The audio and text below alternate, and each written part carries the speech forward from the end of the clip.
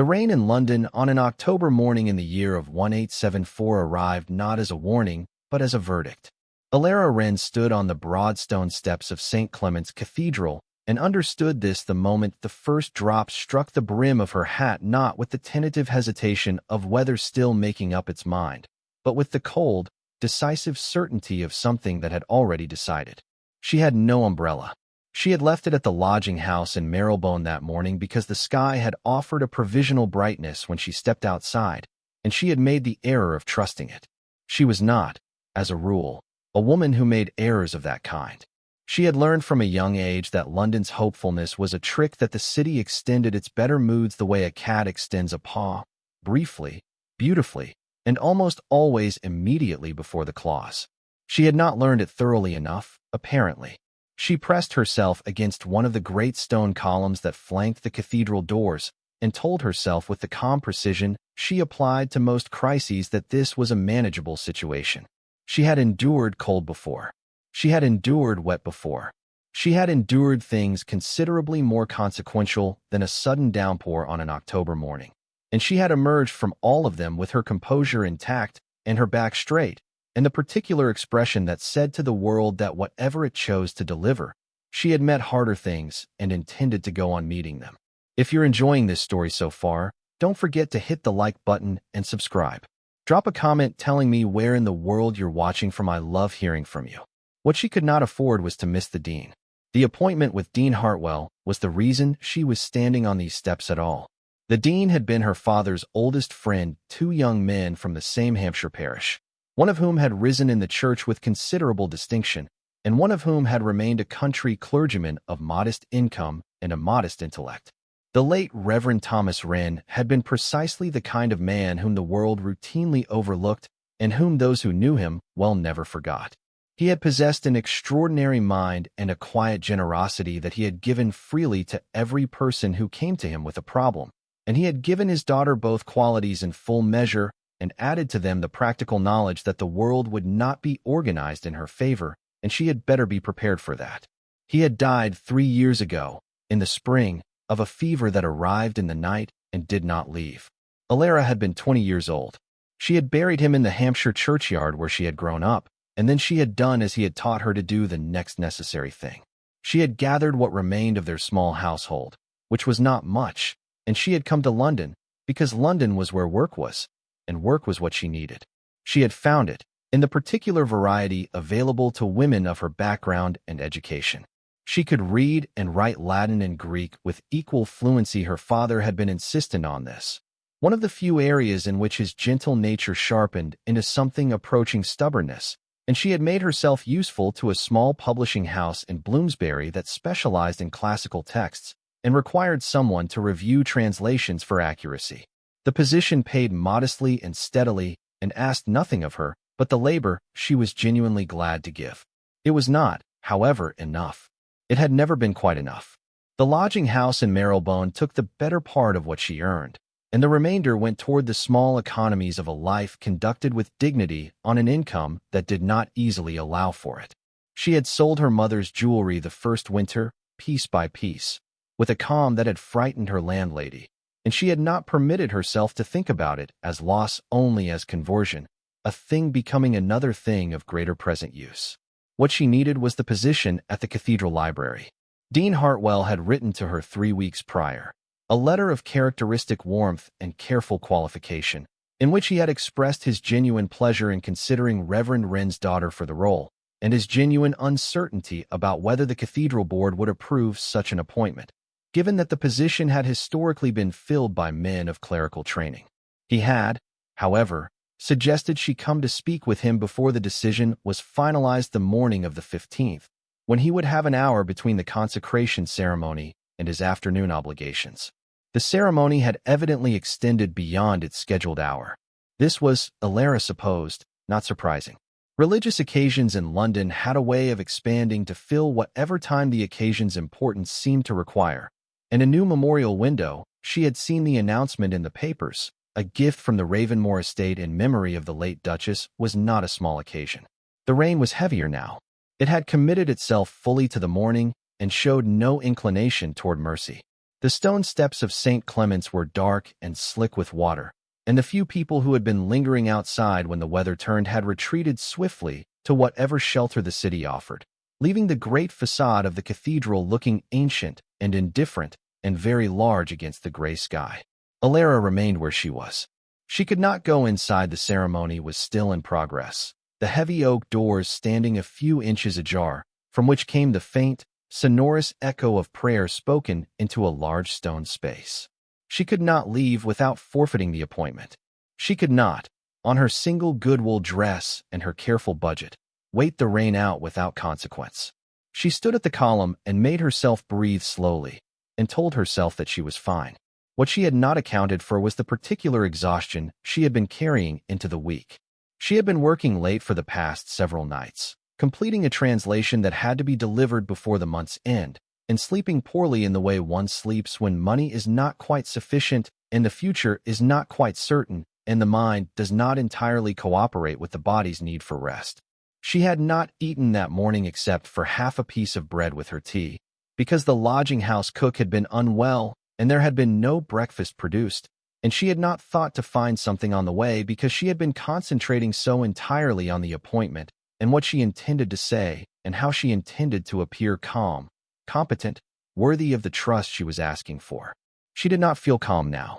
The cold had reached her through the wool in the particular way that wet fabric transmits cold, pressing it against the skin, with the patient insistence of something that is all the time in the world and is not concerned with your discomfort. And beneath the cold there was the slight unsteadiness she had noticed for the past few minutes, and told herself was nothing the particular vertigo of a body that has been given too little rest, and too little food, and too much cold in quick succession. She recognized it the way one recognizes an old difficulty that has arrived again under a new name, and she pressed her hand flat against the column and told herself, for the fourth time, that she was fine. She was, it turned out, not entirely fine. The doors of the cathedral opened.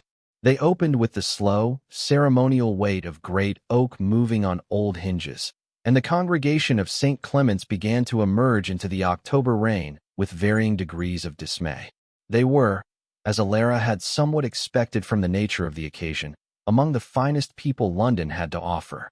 She could tell this from the quality of the umbrellas that appeared in rapid succession carried by footmen and attendants who had been waiting precisely for this moment, and from the particular carriage of those who moved through the crowd with the unconscious ease of people who have never been required to think carefully about what anything costs. She pressed herself closer to the column and waited for the crowd to thin. She had become, over the past 3 years, very good at making herself small in spaces where she was not entirely expected, moving along the edges, creating no friction, requiring no acknowledgement.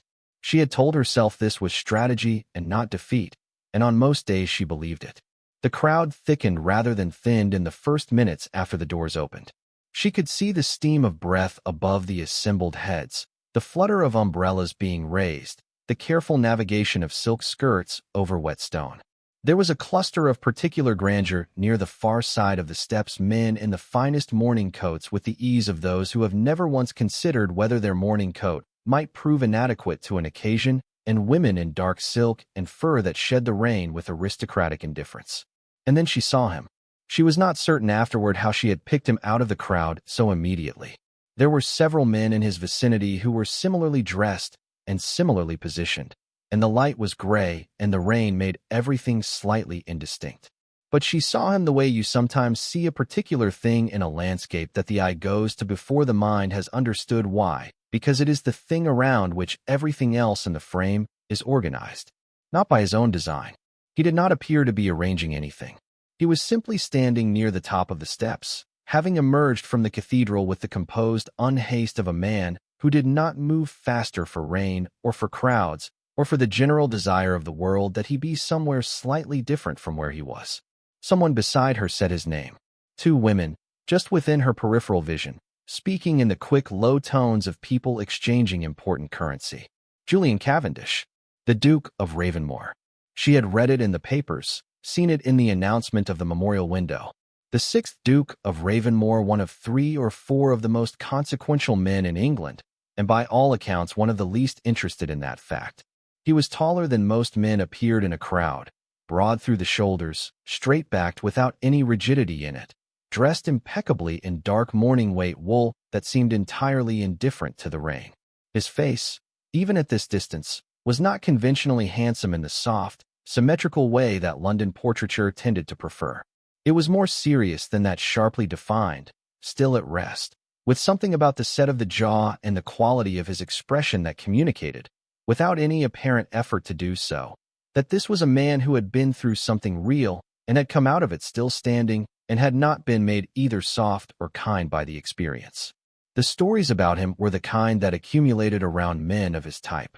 He had been widowed 4 years ago. The Duchess, by all accounts a gentle and well-regarded woman, had died in childbed, the infant lost with her, and the Duke had become, in the years that followed, something slightly apart from the world he was required to inhabit.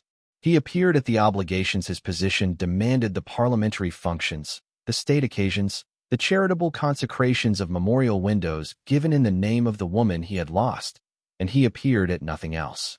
He spoke when protocol required it, and was silent otherwise, and the silence, people said, was not the comfortable silence of a man at ease, but the particular silence of someone who has decided that a great deal of what the world offers by way of conversation is simply not worth the cost of participating in it. Elara was not thinking about any of this with any particular attention. She was thinking about the dean and the position and the cold in her dress, and the way the column was the only thing that felt stable under her palm. The vertigo had not resolved. It had, in fact, increased. She focused on the column. She focused on the pressure of the stone against her hand and the specific sensation of the flagstone under her feet and the sound of the rain, which was real and present and required no effort to remain real and present. These were the techniques she had developed over 3 years of difficult mornings, the deliberate anchoring of the body in specific sensory reality when the mind was doing things that were not useful. She had stood in worse conditions. She had endured worse than a rainy morning on a cathedral step. She had done harder things on less sleep and less food, and she had emerged from each of them intact. And she was going to emerge from this one intact also. And she was going to speak with the dean and make her case and return to Marylebone and dry off and drink hot tea and finish the translation. And everything was going to be precisely as it needed to be. The vertigo struck without further warning. It came the way it always comes in those moments, not as a gradual fade, but as a sudden reorganization of the world, a tilt of the stone beneath her, a draining of light from the periphery inward. She had one clear thought, which was that she was going to fall, and one clear counterinstruction, which was that she was absolutely not going to fall on the steps of St. Clement's Cathedral in front of the cream of London society, not in a rain-soaked dress, not on the morning of the most important appointment she had attempted to keep in the past 3 years. And then the counterinstruction lost the argument entirely, and the stone steps came up with the silent speed of things that are not supposed to move. She did not feel herself strike the ground. What she felt, in the compressed, strange clarity of the moments surrounding unconsciousness, was cold stone beneath her cheek, and rain still falling, and the sound of the crowd at a great remove, and then nothing at all. Nothing at all except the dark. Julian Cavendish had been on the verge of leaving. He had completed his obligation to the morning. The window was consecrated, the speeches delivered, the appropriate expressions of gratitude exchanged with Dean Hartwell, whose genuine warmth he had received with genuine appreciation. Being one of the few men in London he considered worth the effort of genuine reception.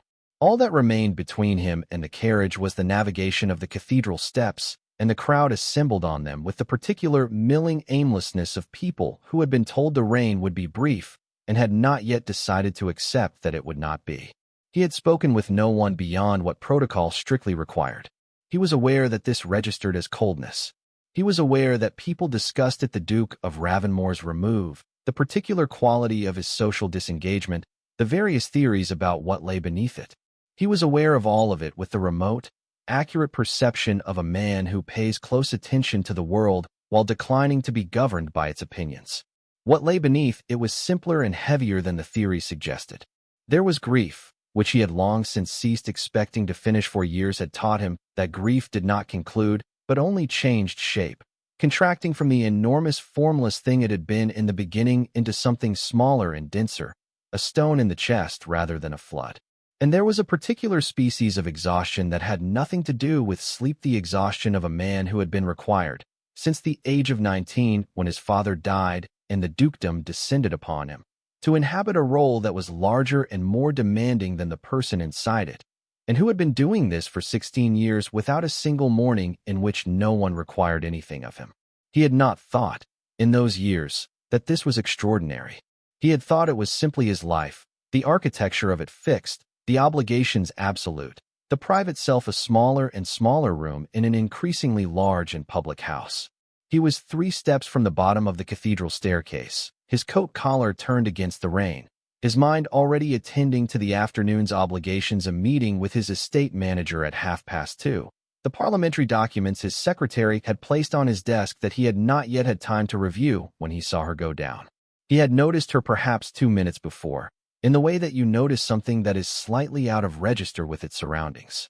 A young woman standing alone at the far column, not sheltering precisely, though she had pressed herself against it in a dress that the rain had by now thoroughly defeated, one hand flat against the stone in a way that looked less like resting and more like holding on. He had not looked away from her, which was unusual for him. He had simply continued looking, the way you continue looking when something is asking for your attention and you have not yet identified why. He found out why when she went down. She did not crumple. He noted this afterward with a clarity that surprised him. What preceded the fall was the attempt, the very visible, very determined effort of a woman who was not going to fall, fighting what was overtaking her with the same quiet stubbornness with which she had clearly been fighting the cold and the rain for the better part of the morning. She went sideways against the column, and then down to the step, and then she was still, the rain falling across the dark wool of her dress and the loosened dark hair, and the pale cheek turned against the stone. He was already moving before he had consciously decided to move. He could not have told you, afterward, precisely why he was the one moving when there were 40 people within reasonable proximity. What he could have told you if anyone had asked, which no one would, because the entire event unfolded in the space of perhaps 5 seconds, was that something about the quality of her stillness as she stood at that column, the specific angle of her dignity against something that was clearly trying to take it from her, had reached him in a way that the morning's carefully orchestrated ceremony had entirely failed to do. He reached her in 4 strides and crouched beside her. She was not fully unconscious. Her eyes were partly open, unfocused, her breathing shallow and irregular. The wool of her dress was soaked through, and her skin, when he pressed the back of his hand briefly against her face, was cold in the way that told him this had not happened in a moment, but had been building for some considerable time. She had been standing at that column far longer than was safe. Behind him, someone spoke. He recognized the voice without looking up. Lady Cecily Pemberton, who had been managing the question of his continued availability with a patience he was beginning to find taxing, said in a tone that balanced concern and entertainment with elegant imprecision, "Oh, how terrible. Who is she?" He did not look up. He said, to no one specifically but to everyone who was close enough to hear, with the particular quietness that required no volume because it had never once in his life failed to be attended to.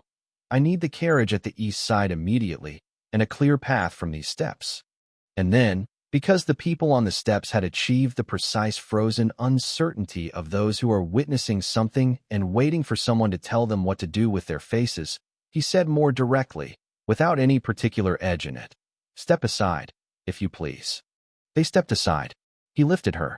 She was light in a way that said something specific about the economics of her life, something he registered without dwelling on, because dwelling was not useful here. The rain was still falling. Her head rested against his coat with the complete unconscious trust of someone who is not in a position to trust or distrust anything. She smelled of cold water and lavender soap and something underneath both that was simply herself, and she was deeply unconscious.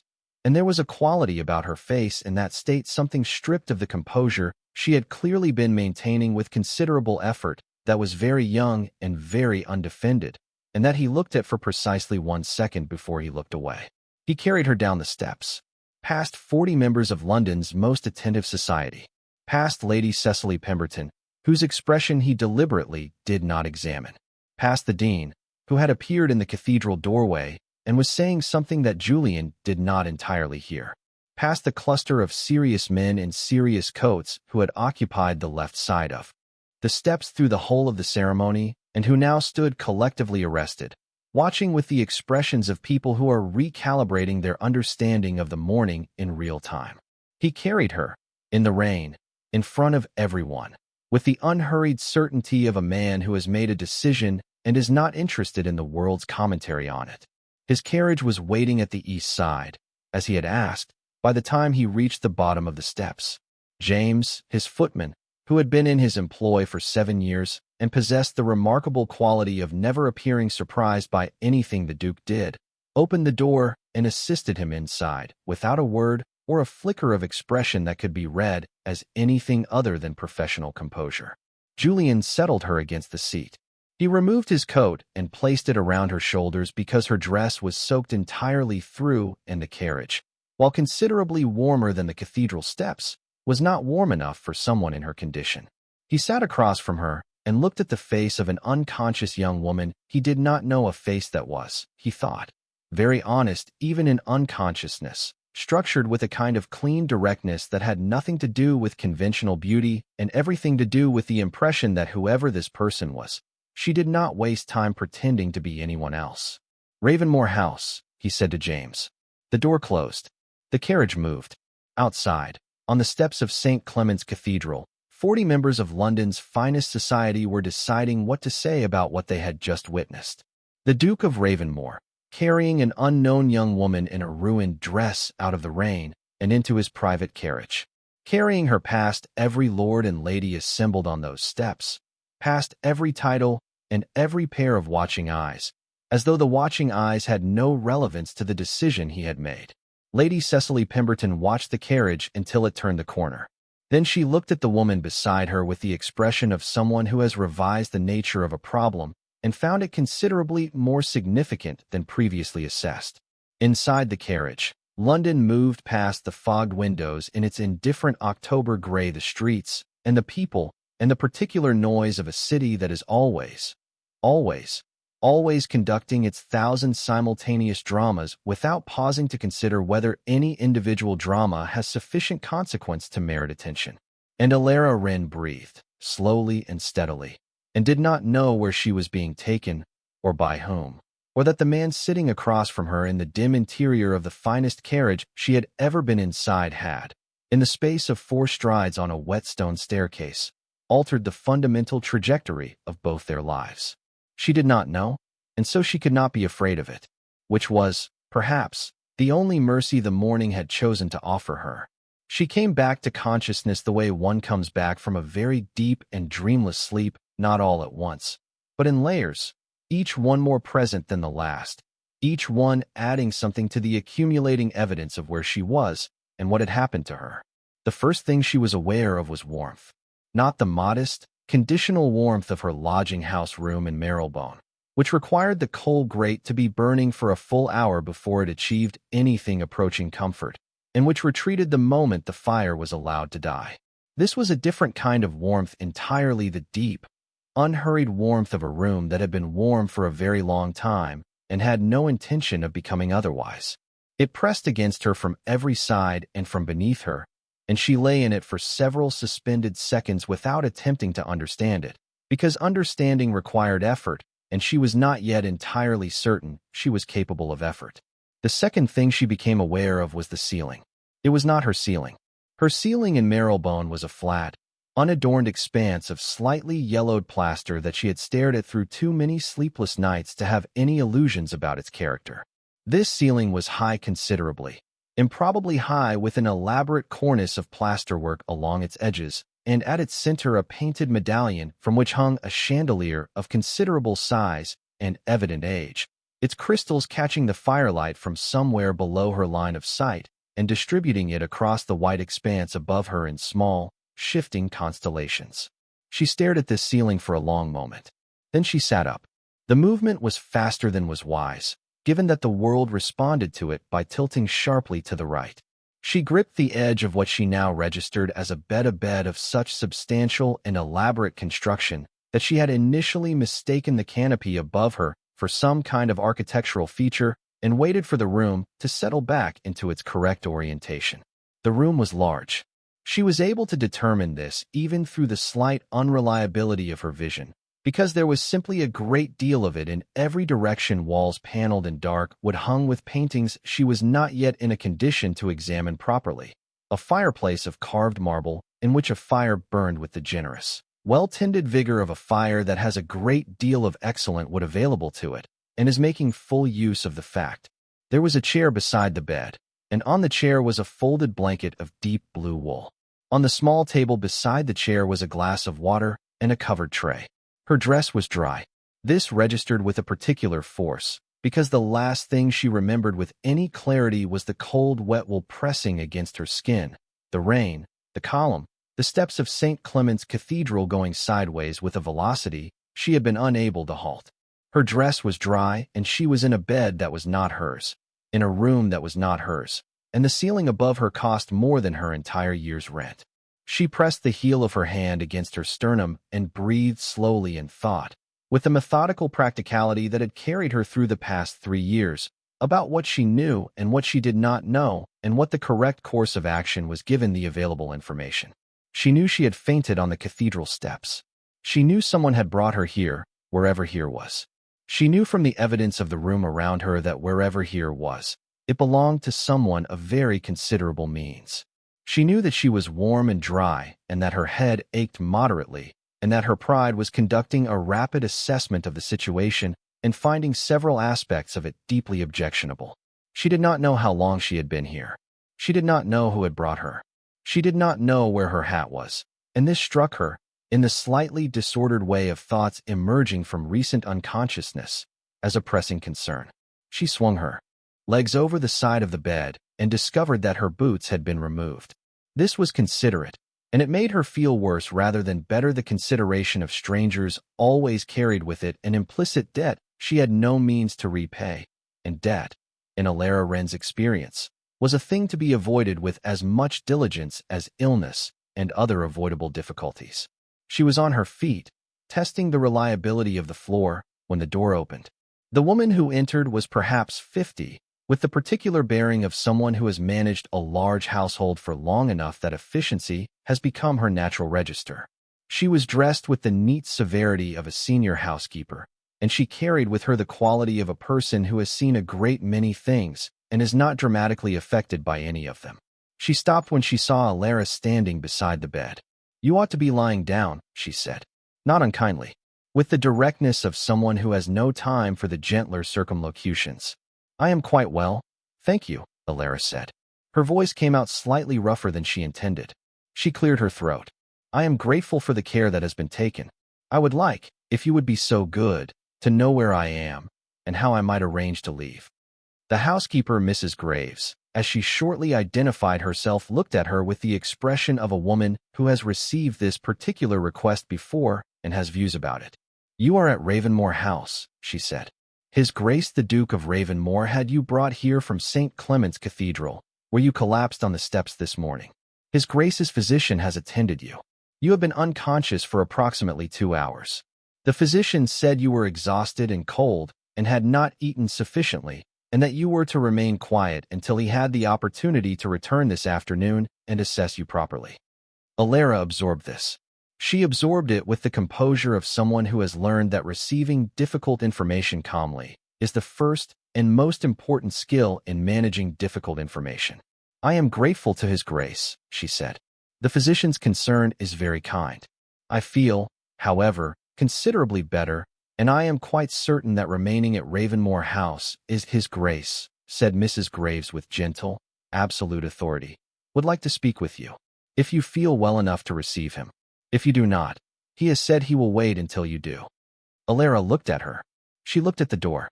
She looked, briefly, at the window, through which she could see that the rain was still falling against a London afternoon that had turned the color of pewter. "I feel well enough," she said.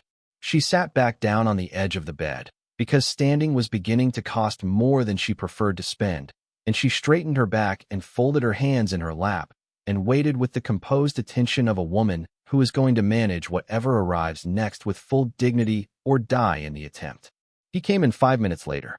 Julian Cavendish, Duke of Ravenmore, without the mourning coat and without the formal distance of the cathedral steps, was both more and less imposing than he had appeared in the rain.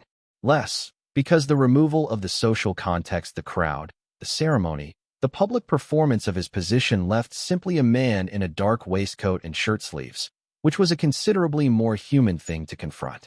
More, because in the smaller scale of the room, there was no crowd to distribute his presence among, and the full weight of it fell, undiluted, in a single direction. He stopped a correct distance from the bed. He was looking at her with the direct, unhurried attention she had briefly registered from the cathedral steps, the attention of someone who looks at things carefully and is not embarrassed about it. "Miss," he began. "Wren," she said. "Elara Wren. My father was the late Reverend Thomas Wren of Hampshire. I had an appointment with Dean Hartwell this morning to discuss a position cataloging the cathedral library." She paused. I had not intended to create an incident. Something moved through his expression. Not amusement exactly, but the shadow of it, the quality of a man who has encountered something unexpected and is deciding whether to acknowledge it. "No," he said. "I imagine you hadn't. I am grateful for your assistance, Your Grace. I am also aware that my presence here is significantly irregular, and I would like to relieve you of the inconvenience of it as soon as may be practical." He looked at her for a long moment. Then he moved the chair from beside the bed to a position that was both closer and situated such that their heights were more nearly equal, the deliberate adjustment of a man who has been told something nonverbally and is choosing to respond to it precisely. "You fainted in the rain on a public staircase after what Dr. Whitfield believes was a sustained period of cold and insufficient nourishment," he said. "He is asked to return at 4 o'clock. It is currently 1:30. I would consider it a personal favor if you remained until he has confirmed you are fit to travel." Elara looked at him. "That is a very politely constructed instruction, Your Grace. I find them more effective than the alternative," he said. She said nothing for a moment. Outside, the rain pressed against the windows with steady, indifferent persistence. Inside, the fire burned. The room had a particular quality of silence, the silence of a space that absorbed sound rather than reflecting it, the silence of thick walls and deep carpets and curtains heavy enough to hold the world at a distance. "Your housekeeper said you wished to speak with me," she said. "I did." He did not move. He sat with the stillness of someone for whom stillness is not effort, but default. "I wanted to ensure you were well, and I wanted to apologize." She blinked. Of all the sentences she had been preparing herself for, that one had not been among them. "Your Grace, I made a decision on your behalf this morning without your knowledge or consent," he said. "I brought you to my house, which is precisely the kind of decision that has consequences for a woman in your position that it does not have for a man in mine. I would like you to know that I was aware of this, and I made the decision regardless, because the alternative was leaving you unconscious on a wet stone staircase in the October rain, and I found I was unable to do that." She held his gaze for a moment. She was trying to calibrate him to determine what kind of man she was dealing with, in the way that a woman who has had to navigate the world largely on her own for 3 years learns to calibrate people quickly and accurately, because misreading them has costs she cannot always absorb. What she found when she looked at him was not what she had expected to find in a duke. She had expected the comfortable authority of a man who does not think carefully about the effect of his position on others because he has never been required to. What she found instead was something more complicated, a quality of honest attention that looked very much like genuine accountability, the specific discomfort of someone who has done a thing he believed was right and is genuinely prepared to hear that it may also have been wrong. "You made the correct decision," she said finally. "I would simply like to understand the full consequence of it. Then I will tell you." He was quiet for a moment, and the quality of the quiet was that of someone organizing what they have to say into the most accurate form available to them. Several people saw. Lady Cecily Pemberton was among them. The story will circulate by this evening, and by tomorrow morning it will have acquired whatever details the telling requires. There is nothing to be done about that. What can be managed is this: you will remain here until Dr. Whitfield has confirmed you are well, and then you will be taken home by my carriage in a manner that is correct and that Mrs. Graves has already considered in some detail and approved of. The appointment with Dean Hartwell has been rescheduled. I sent word this morning." Elara stared at him. "You rescheduled my appointment. Thursday at 11. The Dean sends his regards and his sincere hope that you are recovered." She was quiet for a very long moment. The fire shifted in the grate with a small, comfortable sound. Somewhere in the depths of the house, a clock struck the half-hour. "You are a remarkably managing person, Your Grace," she said at last. Something happened in his expression that was the closest thing to a smile she had yet seen from him, not the smile itself, but the structural preparation for one, a slight softening around the eyes, a particular quality of internal recognition. "So I have been told," he said. "If you're hooked on this story, make sure to subscribe and turn on notifications so you never miss an upload. Your support means everything and helps me bring you more emotional stories like this one." She ate the food from the tray. Mrs. Graves reappeared to uncover it with the brisk efficiency of someone who has been waiting for precisely this moment, and she ate it with the composed dignity of a woman who is genuinely hungry and is not going to pretend otherwise. Though she ate slowly and without any of the desperate haste she might have permitted herself in private. It was good food, considerably better food than she had eaten in some time. She was aware of this and was not going to think about it. He remained in the chair. He did not speak while she ate, which was the right thing, the instinct of a man who understood that some things do not require narration. She appreciated the silence. She appreciated it in the specific way of someone who has spent 3 years in the company of very little real comfort, and who recognizes it when it arrives, and receives it without drama. When she set the tray aside, he said, "Your father was a clergyman." "He was. You said a scholar as well." "He was a scholar first," she said. "The church provided the means. The books were the life." A pause. "He taught me Latin and Greek before I was 12, because he believed it was wrong to give a child a curious mind and then decline to furnish it." "He sounds like an unusual man." "He was the best man I have ever known," she said simply, without sentiment. "The way you state things that are simply true and have been true so long that they require no decoration." He was quiet for a moment. His eyes were on the fire, and she had the impression of someone receiving what she had said with more attention than the words themselves demanded. "My father died when I was 19, he said.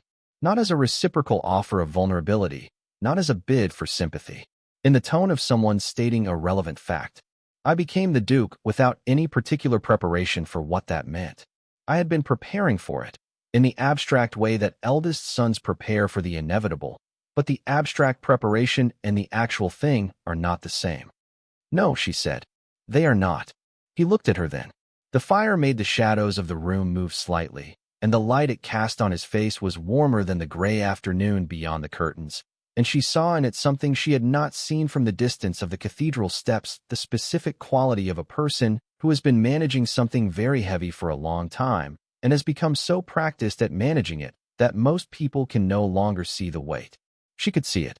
She had spent 3 years recognizing it in her own mirror.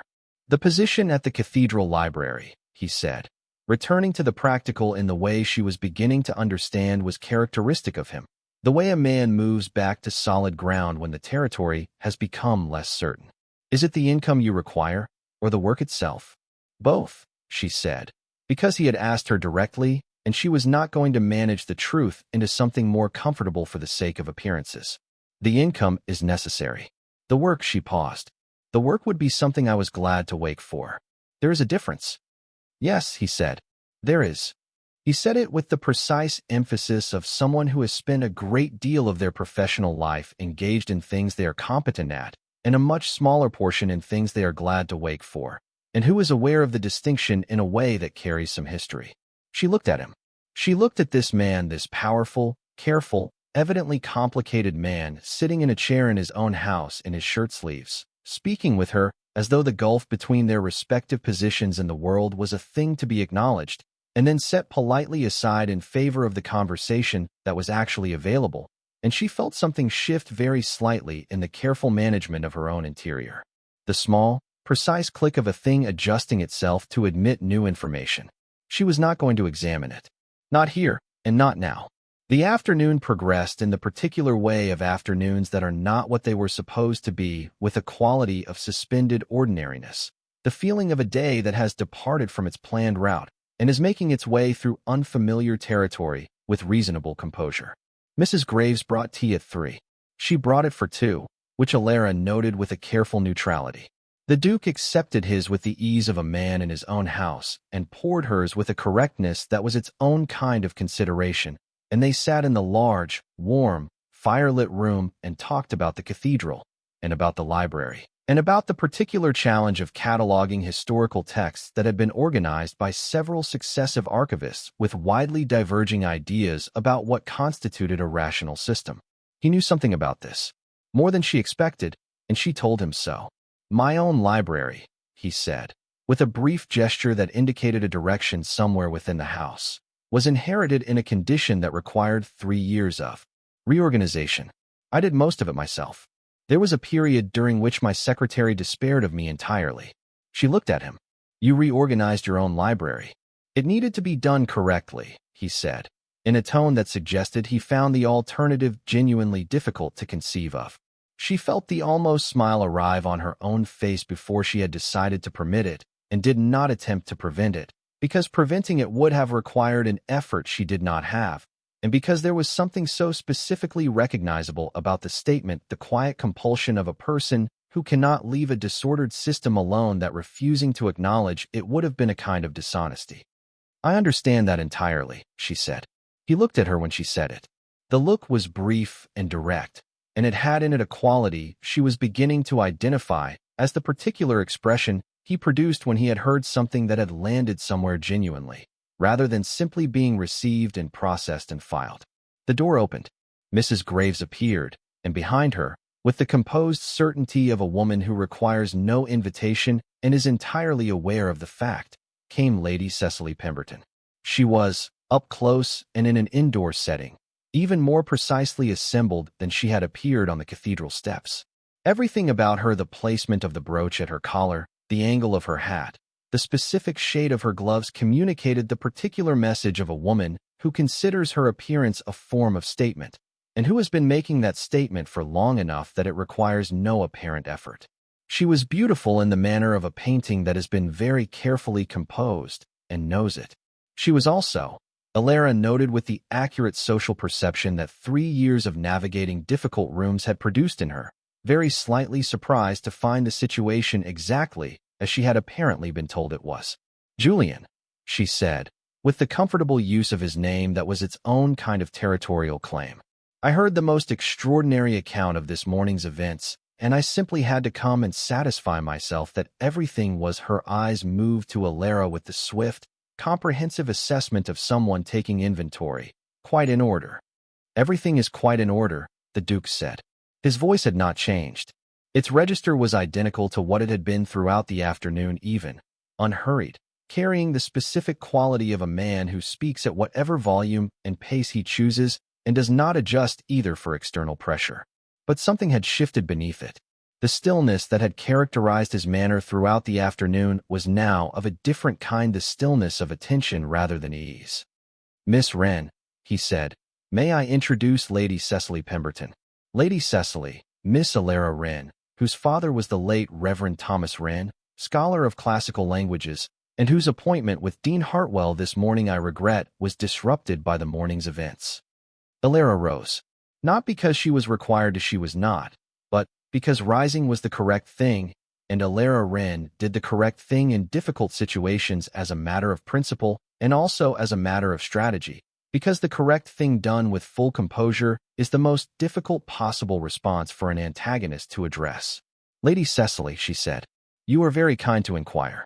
Lady Cecily looked at her with the expression of someone who has made a rapid and comprehensive assessment and arrived at conclusions she intends to act upon. "How extraordinary," she said pleasantly, "to have landed in such excellent accommodation for a fainting spell. You must be very grateful to His Grace." "I am," Elara said. He acted with considerable kindness. She paused for precisely the length of time that was courteous, no more and no less, and considerable speed. "I did not have the opportunity to prevent him." Lady Cecily looked at her. Elara held her gaze with the same calm she had deployed on unpleasant things before. She had learned, over 3 years of navigating rooms where she was tolerated rather than welcomed, that the surest way to invite cruelty was to flinch from the expectation of it. "Indeed," Lady Cecily said, and then turned back to the Duke with the practiced ease of someone dismissing a peripheral consideration. "Julian, I wanted to speak with you about the Haverford dinner on Friday."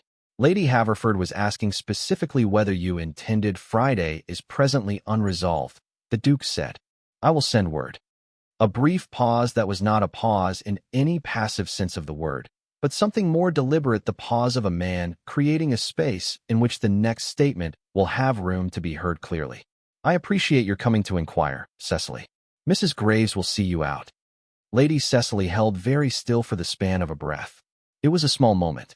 It would not have registered with anyone who did not know how to read the specific vocabulary of drawing-room power, who did not understand what it meant for a woman of Lady Cecily Pemberton's standing and purpose to be dismissed from a private room with 3 sentences and a housekeeper.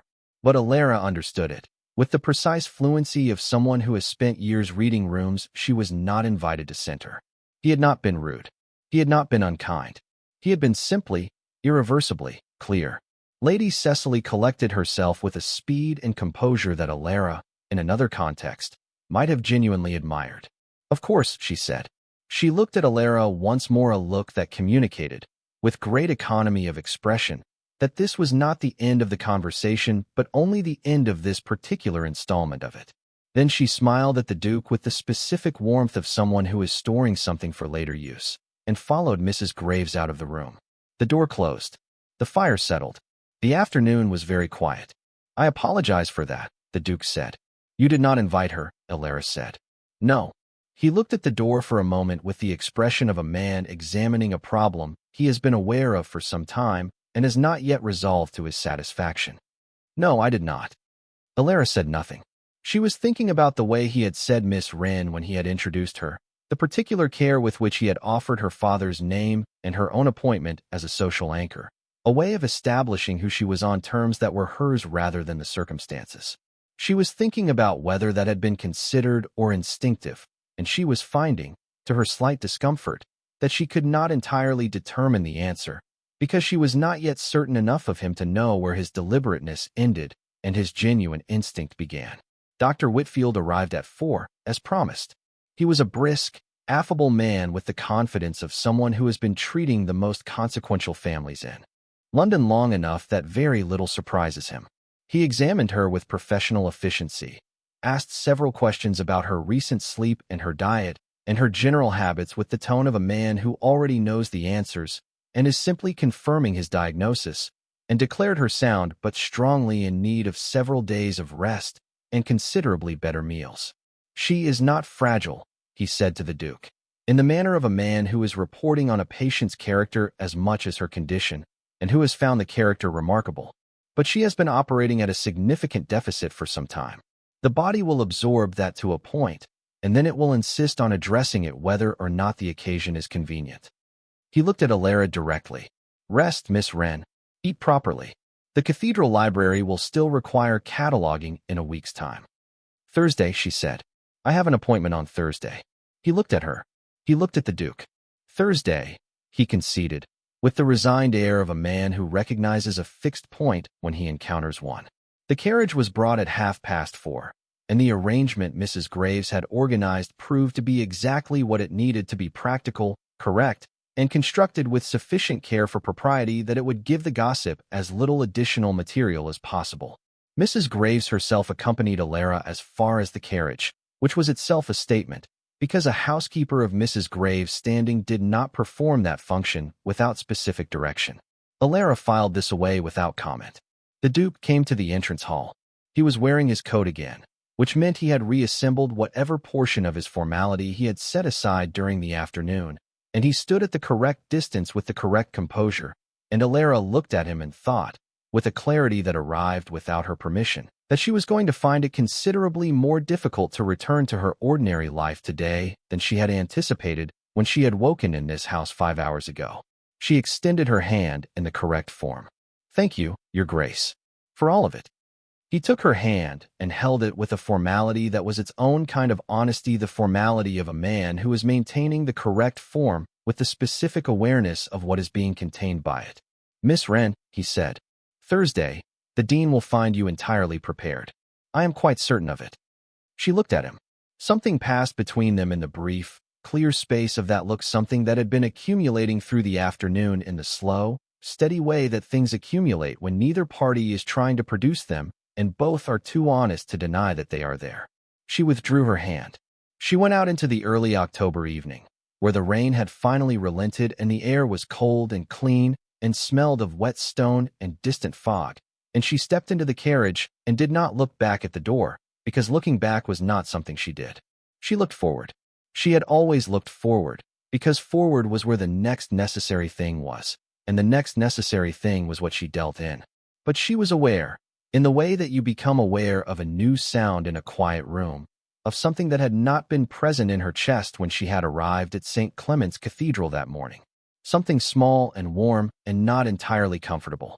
Something she was not yet going to name, because naming a thing made it real in a way that required decisions, and she had quite enough decisions to make already.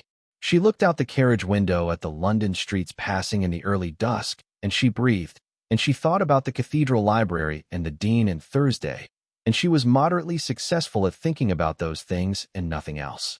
At Ravenmore House, in the entrance hall, Julian Cavendish stood for a moment longer than was necessary after the carriage had gone. Mrs. Graves appeared from somewhere, because she always appeared, and she said nothing, because she was a woman of considerable intelligence who understood that some moments required presence and not commentary. He looked at the door. He thought about the afternoon, which had been entirely unlike any afternoon he had spent in the preceding 4 years. He thought about the quality of a conversation in which both parties were entirely, without apology, themselves. He thought about what she had said about her father, not the sentiment of it, but the specific plainness of it, the way she had said, "The best man I have ever known," without any of the decorative grief that loss is usually dressed in for public consumption, and he had understood, with the particular recognition of someone who has carried the same plainness inside themselves, that she meant it exactly as it sounded. He turned from the door and went to his study, where the afternoon's work was waiting with the patient indifference of obligations that do not care how your day has gone. He sat at his desk. He looked at the papers. He did not read them for some time. Outside, London settled into its October evening with the practiced indifference of a city that has witnessed everything and is impressed by none of it. But in the drawing rooms of Mayfair, in the particular telephone network of whispers and calling cards and afternoon visits through which society conducted its real business, a story was already being assembled from the available materials. A girl, no one of consequence, by all accounts had fainted on the cathedral steps. The Duke of Ravenmore had carried her, in the rain, past every assembled member of the morning's congregation, into his private carriage. He had taken her to Ravenmore House. He had remained there with her for the better part of the afternoon. Lady Cecily Pemberton, who had gone directly from Ravenmore House to the most useful drawing room available to her, was in the process of providing her own account of what she had witnessed, with the careful emphasis and selective detail of a woman who understands that the shape of a story is more powerful than its content. And in Marylebone, in a modest lodging-house room on the second floor, Elara Wren sat beside her small coal fire with a blanket across her lap and a cup of tea in her hands, and stared at the wall, and told herself, with great firmness and increasing implausibility, that she was not going to think about any of it. She was going to rest, as the doctor ordered. She was going to prepare for Thursday. She was going to conduct herself with the precision and the practicality that had carried her through 3 difficult years, and she was going to do so without allowing herself to be distracted by the memory of a firelit room, or a chair drawn to the correct distance, or the quality of a voice that had said, "Thursday, the dean will find you entirely prepared," as though her success was already a settled fact, and the only remaining question was the details of its arrival. She was going to be entirely sensible. She managed it until approximately 9:30, at which point she set down the translation she had been attempting to work on, and accepted, in the quiet and unsentimental way she accepted most things, that something had begun this morning that was not going to be managed into smallness simply because smallness was convenient. She did not know what it was going to become. She knew, with the honest clarity that was her particular gift, that she was not in a position to afford it, that the world between their lives was not the kind of distance that good intentions could simply bridge, that Lady Cecily Pemberton's expression before she left the room at Ravenmore House had contained a very specific message about the nature of what was coming. She knew all of this. She also knew, and this was the piece she was least able to set aside, that when Julian Cavendish had said "the best man I have ever known" in return to her with the gravity that genuine things deserve, she had felt, for the first time in 3 years of solitude and careful self-sufficiency, entirely less alone. And that, she was discovering, was a far more dangerous thing to feel than anything Lady Cecily Pemberton could produce. She turned the lamp down. She went to bed. Outside, the last of the rain had cleared entirely, and the London sky, for once, was full of stars, cold and distant and numerous, and completely indifferent to the small, significant fact that somewhere in this city, two people who had not expected the morning were now lying awake in the dark, each one thinking carefully about a conversation that neither had expected to have, and both already understanding that the not expecting it was precisely what made it real. The story reached London's drawing rooms before Elara reached the Cathedral on Thursday. Lady Cecily Pemberton had been precise in her work, as she was precise in all things. She had not lied. She had done something considerably more effective than lying. She had selected the true details most useful to her purpose and arranged them into a shape that served it. By Wednesday evening, the account circulating through Mayfair was this. An unknown young woman of no consequence had manufactured a fainting spell on the cathedral steps in order to secure the attention of the Duke of Ravenmore, who was known to be a man of honor and who could therefore be relied upon to respond to apparent distress with the decency that less principled men might withhold. The scheme had succeeded. She had spent the afternoon at Ravenmore House. The Duke, it was implied, had been taken advantage of by someone skilled at appearing more helpless than she was. It was an elegant construction. It was, Elara thought when Clara, her one friend in the lodging house, a seamstress with excellent instincts and no patience for injustice, reported it to her Wednesday night, with barely contained fury, almost admirable in its efficiency. She went to the cathedral on Thursday anyway. She dressed with the same care she had taken on Monday, the blue-gray wool, the pressed collar, the hat pinned against the wind. She walked to St. Clement's through a morning that was cold and clear and entirely without rain, and she did not alter her pace or her expression for the two women she passed on the street who saw her and looked away with the deliberate visibility of people who wish their disapproval to be recorded. Dean Hartwell received her with warmth that contained, she thought, some deliberate quality, the warmth of a man who has heard the story and has formed his own opinion of it. They spoke for 40 minutes. She answered his questions about the library, about her qualifications, about her father's methods, and her own. She answered them honestly and completely, and when she left his office, he had told her the position was hers if she wanted it. She was standing on the cathedral steps, the same cold stone, the same vast London sky above them when she heard him. She had not known he would be there. She learned afterward that he had come to speak with the dean about the memorial window's final installation detail, a matter he could equally have addressed by letter and had chosen not to. She learned this afterward, and she chose to understand it clearly. He came out of the cathedral and stopped when he saw her. For one moment, they simply looked at each other across the width of the steps, and the morning was very still, and there were perhaps a dozen people nearby, including two of Lady Cecily's particular acquaintances, who had the sudden, rigid quality of people who have just understood that they are about to witness something worth remembering. He walked toward her. He did not walk toward her the way a man walks toward someone he is performing consideration for.